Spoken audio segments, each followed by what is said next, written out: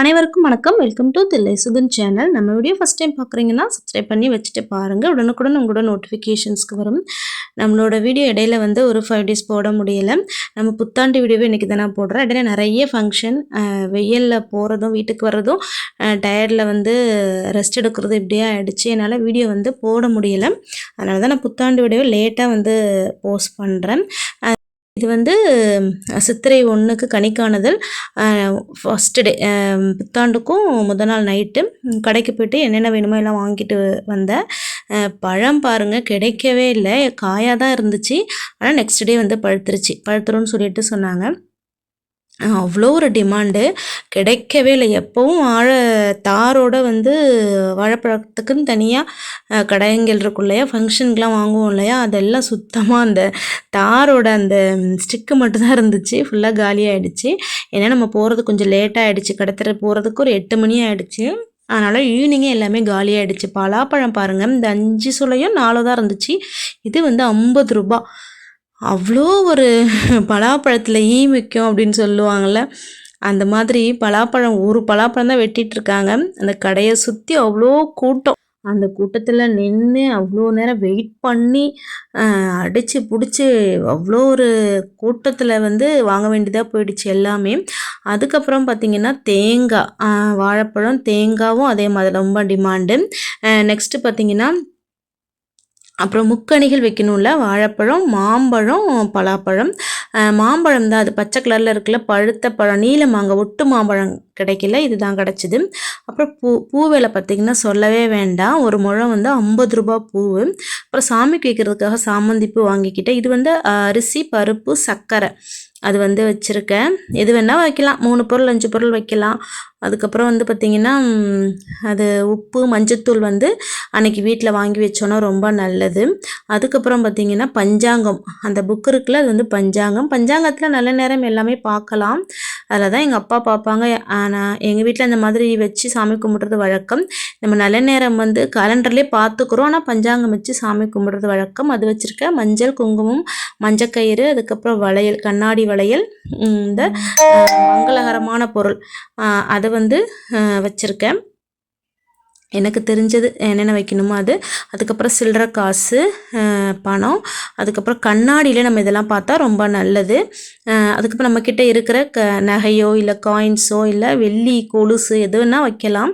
இந்த வருஷம் பூரா நமக்கு இதுக்கு நம்ம நிறைவாக நம்ம கிடைக்கணும் அப்படின்றத, செல்வ செழிப்போடு இருக்கணும் அப்படிங்கிறதுனால தான் நம்ம உணவுப் பொருட்களையும் இந்த காசு, பணம், இந்த பழங்களையும் நம்ம வச்சு இது பண்ணுறோம். நம்மளோட பாரம்பரியமான பழம், அதனால் நமக்கு இந்த முக்கணிகள், அதனால தான் மாப்பழா, வாழை வச்சு கனி காணுதல் அப்படின்னு சொல்லிட்டு சொல்கிறாங்க. இதை எடுத்து நைட்டே வச்சிடணும்.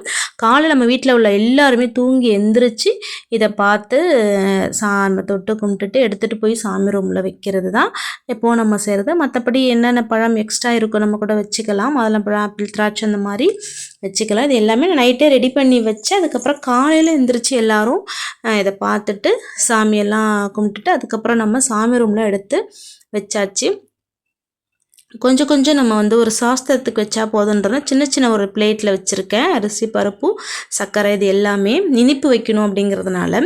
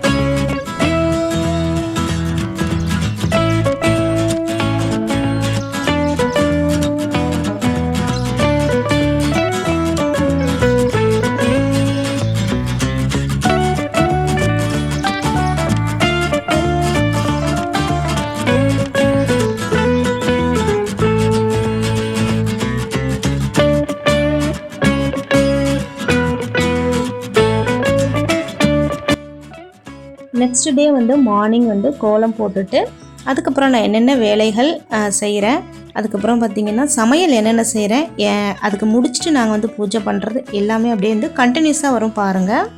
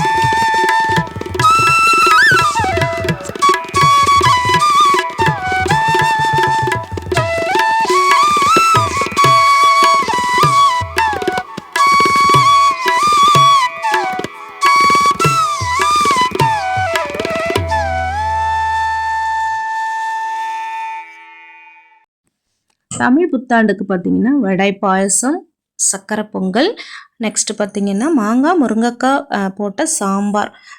ரொம்ப வந்து பக்தியோட தமிழ் புத்தாண்டை நல்லபடியாக சைவ விருந்தோட நாங்கள் வந்து செலிப்ரேட் வந்து பண்ணியாச்சு.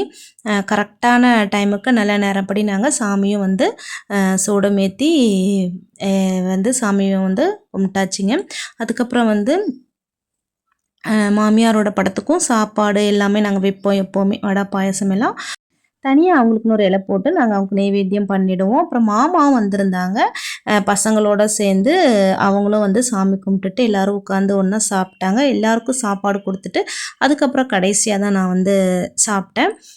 எல்லாருமே வந்து ரொம்ப திருப்தியாக சாப்பிட்டுட்டு தமிழ் புத்தாண்டை ரொம்ப சூப்பராக செலிப்ரேட் பண்ணியாச்சுங்க. நம்ம வீடியோ வந்து இதோட வந்து நான் முடிச்சுக்கிறேன். வீடியோ லைக் பண்ணுங்கள், ஷேர் பண்ணுங்கள், கமெண்ட் பண்ணுங்கள் கண்டிப்பாக எப்படி இருந்ததுன்னு சொல்லிவிட்டு.